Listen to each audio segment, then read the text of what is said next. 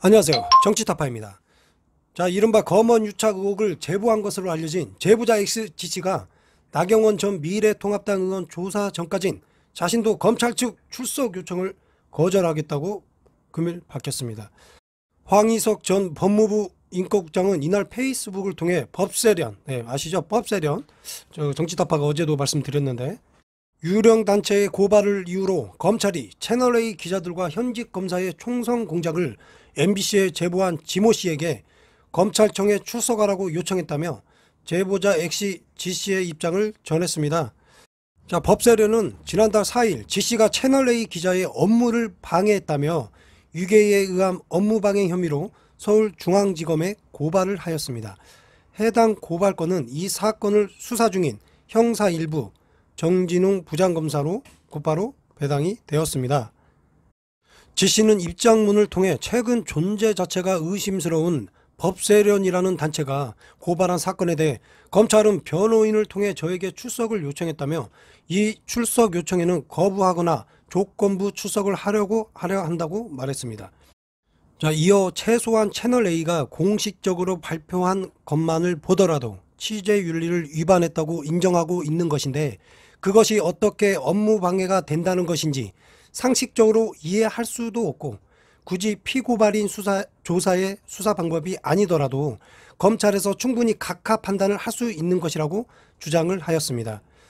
자, 오히려 G씨는 안진걸 민생경제연구소 등 여러 시민단체가 2019년부터 고발한 나경원 전 의원에 대해서는 지금까지도 단 한 차례의 피고발인 조사도 하지 않고 있다고 언급을 하였습니다.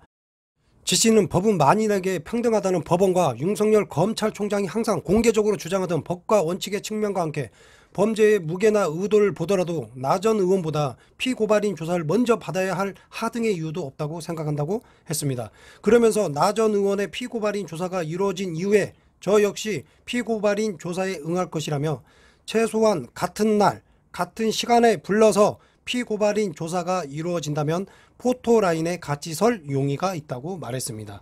자, 윤석열 청장 잘 들으셨나요? 좀 나경원, 나배는 언제 도대체 부르실 겁니까?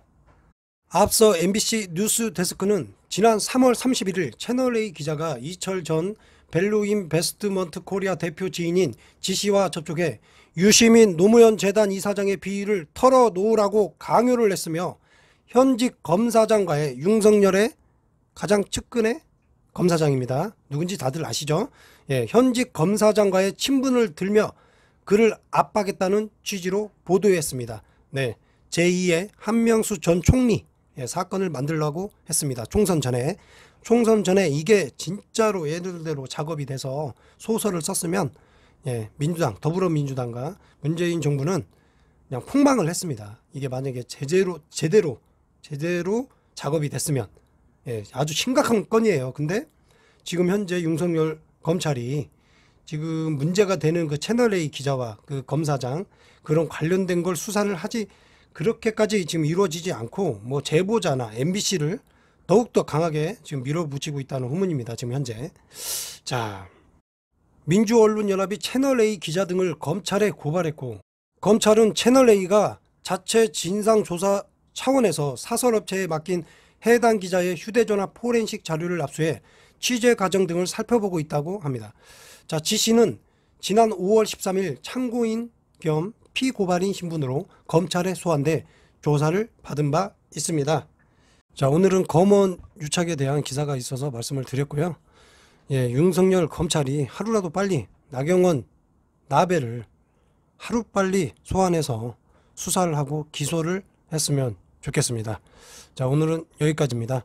끝까지 시청해 주셔서 감사합니다. 정치타파였습니다. 구독, 공짜, 좋아요 감사합니다.